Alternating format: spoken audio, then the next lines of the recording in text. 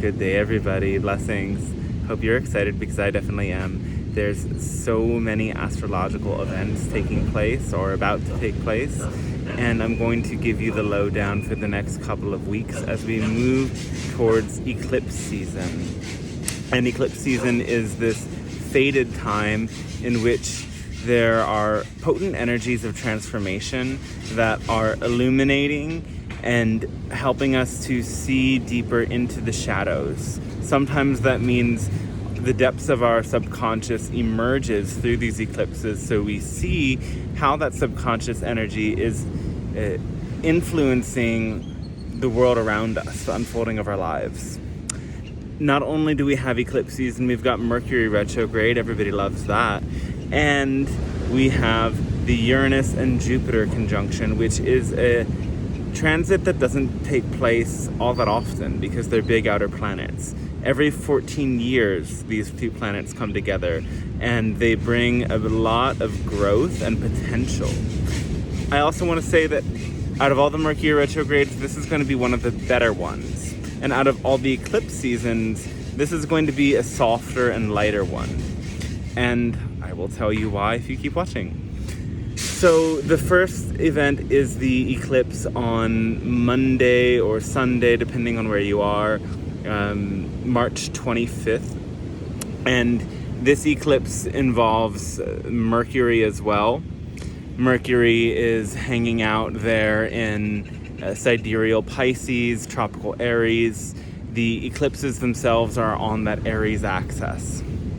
And Aries is all about coming into the self, reuniting with ourself and discovering the drive and willpower that we have. Whereas the South Node's in Libra.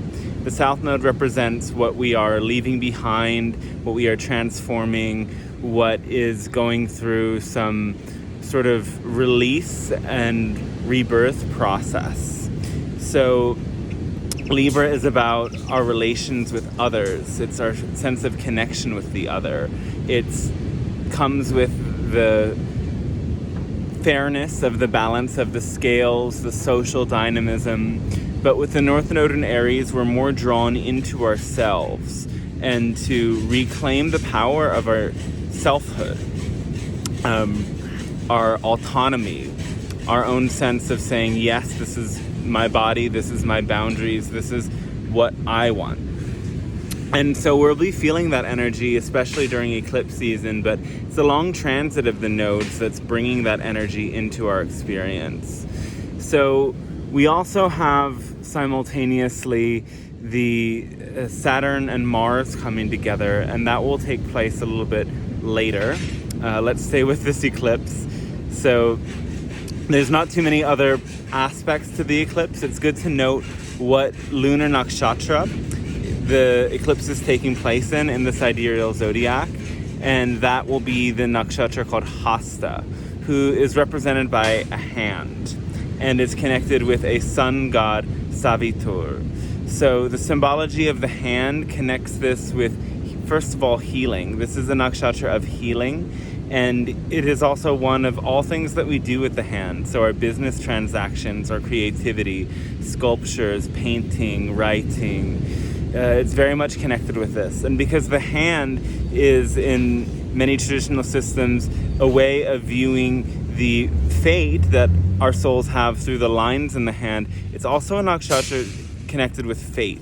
So there may be a sense of fatedness or destiny that comes with this eclipse, or it may be that the events that take place with this eclipse, with our intention, help us to carve our path of fate. That makes this a rather important nakshatra, an important eclipse, rather. Of course, all the nakshatras are important. And so this Savitur is a protective deity. It's a solar deity. It's connected with the light. And there can be this sense of a strength and protection, and this might be a really great time for those of us who are creative to take a step deeper into our work, or if you've been feeling like you need some sort of hands-on healing, to get a massage, get some energy healing, or put yourself out there and practice those things. And Then a couple of days after this eclipse, on April 1st, that's when we have Mercury beginning its retrograde cycle. And Mercury is retrograde in Aries, I think, in both tropical and sidereal. And in the sidereal, it will eventually go back into Pisces. We'll talk about that later. Because that's a very exciting moment, actually. And I'll tell you why. So this retrograde is beginning, and it's causing us to slow things down a little bit. And remember, retrograde's a cycle. It's not just this sudden moment and now the planet's retrograde. There's a slowing of the planet as it comes to station. So these days leading up to the beginning of April might be feeling a little bit more slow. Our business might be more slow. Our thinking might not be as clear. Then we move into the Mercury retrograde, which is bringing a review, a deeper reflection, and an intensification. And of course, this is always going to depend, all of these things will depend where it falls in your chart. Where is tropical Aries and Pisces, Libra in your chart? As that is going to show how all of these events affect you the most. And if you don't know how to read that in your chart, I'm available for readings so we can look deeper at it. Now, anyway, the Mercury retrograde leads into the eclipse on April 8th. And this is a solar eclipse. It's moving through the US of A and Mexico, maybe some parts of Canada too, yeah. And so this is another eclipse that's bringing a sort of deeper level of transformation. And I might talk later about some of the troubles that could come to the country as a whole. But I don't want to go into that now. We've seen an eclipse in 2017 that definitely led to some transformation since then. Now, this eclipse is aligning with that coming together of Mars and Saturn. These are traditionally malefic planets. Mars is like a warrior archetype. Saturn is a very controlled and can be sort of a more traditional business sort of authority, or it can also be a sort of mystic, someone who steps away from the world and withdraws within themselves. Saturn has the energy of control. Mars has the energy of force. Saturn and Mars together is a controlled force. This can bring up unprocessed rage and grief. This can bring up a sudden desire for increased physical activity and exertion. If it falls in that good part of your chart, it might give you bursts of energy. If it falls in a harder part of your chart, it might give you lots of emotional swings and turbulence. And that is an invitation to go deeper within and process what is unresolved. Now, the eclipse itself is, again, the Aries and Libra axis. And this time it's the new moon eclipse, right? New moon's causing the solar eclipse. So it's really focusing on Aries. It's really bringing us into ourselves. And, it's conjunct Chiron, who is the wounded healer of the zodiac, who are the planets and asteroids, rather. And this wounded healer brings up our insecurities so that we can transform them. Brings up our wounds and traumas so that we can heal them.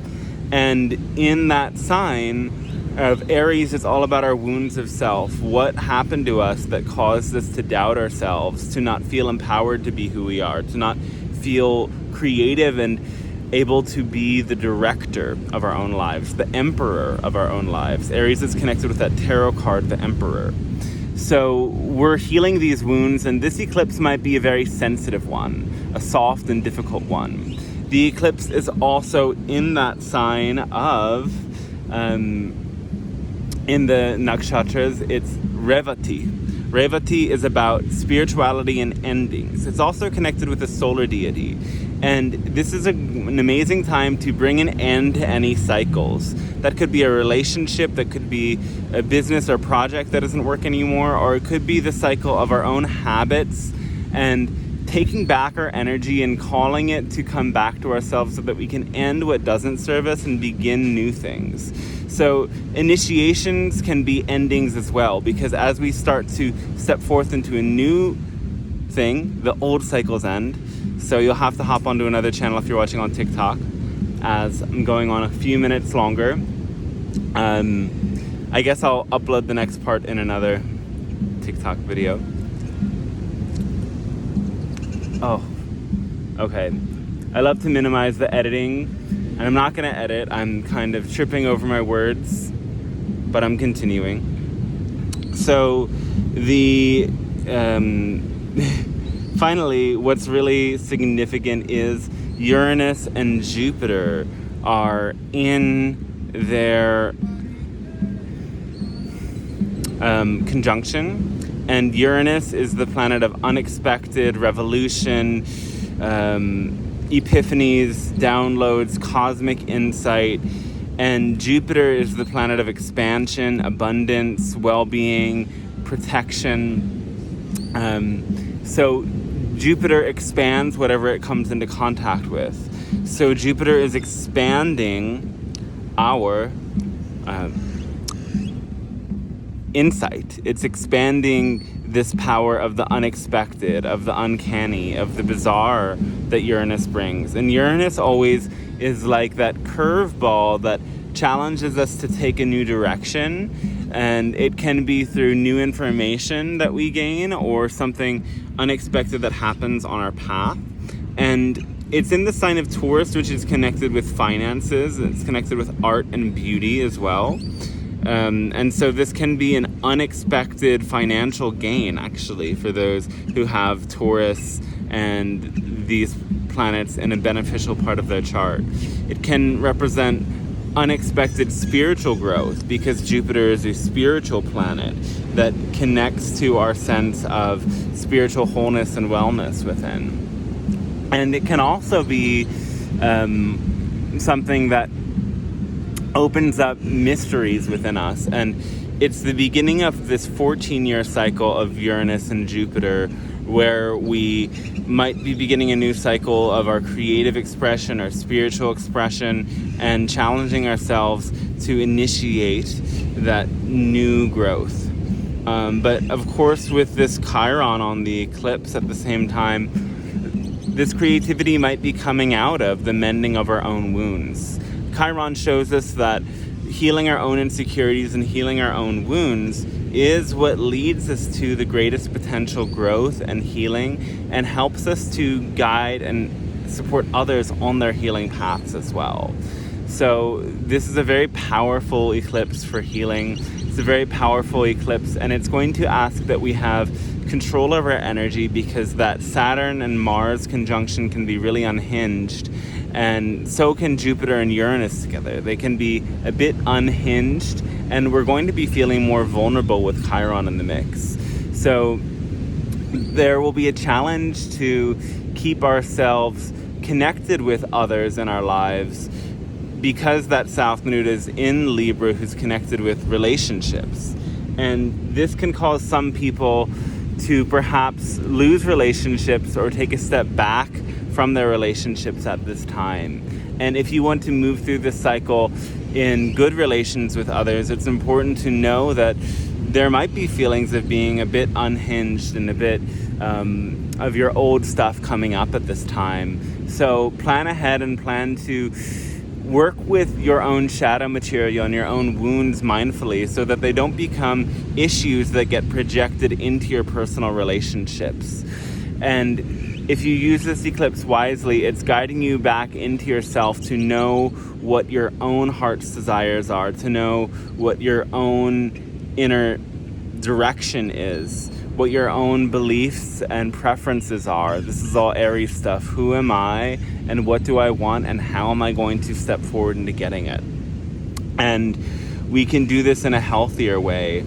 And for some people who have built their sense of self around their relationships and around the people in their lives, rather than building their sense of self upon what's really truly theirs, that step away from personal relationships is actually going to be really necessary, so that you truly individuate and you truly know, who am I without the influence of the people in my lives? Who am I without my partner? Who am I without my family? Who am I without my best friends?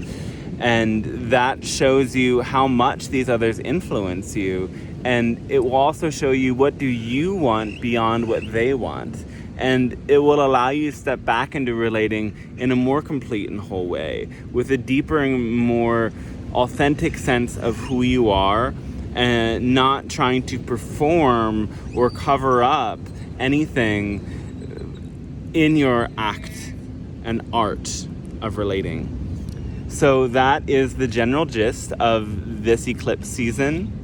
Oh yeah, and then so following the eclipse, Mercury is traversing back into sidereal Pisces, and in the Vedic system it said that when a planet is in its fall and it's retrograde, that means it reverses that effect of the fall. Every planet has a sign where it performs really well and one where it's in its fall. It's not doing so well. So for Mercury, the fall is Pisces. But as a retrograde planet, Mercury gets a boost when it's retrograde and in Pisces. So wherever Pisces is in your chart is going to be really exceeding and excelling for that time. And Venus will also be there. There will be a lot of growth and expansion happening. So tune into your chart, your sidereal chart. Where is that sign of Pisces? Is that house is really going to be expanding through the retrograde cycle. That's why I began by saying it's going to be a bit of a different retrograde cycle than others. But we're only going to see that planet move back into Pisces after the eclipse. I believe it's around midway through that month of April. So stay aligned. Be clear during this eclipse season. May it bring you abundance. May it bring you healing. May it bring you greater connection with your own inner truth so that you connect better with the world around you. May it open up your creativity and be that portal for insight and healing. And again, both of these nakshatras, I didn't mention this yet, but the Hasta nakshatra and the Revati nakshatra, which these eclipses are in, are swift nakshatras. They move fast, they move gently. So there will be this sort of lighter quality where you feel yourself perhaps swiftly and gently navigating these eclipses, rather than that harsh and intense energy that can happen when the eclipses show up in one of the more fierce signs. I hope this has really helped you, and if it has, thanks for liking, subscribing, and sharing. Tune in as I'll continue to be sharing different posts and maybe even live videos to guide each sign by the ascendant through this eclipse, or these eclipses and Mercury retrograde cycles and all of the other transits too. Much love, many blessings, and catch you on the other side.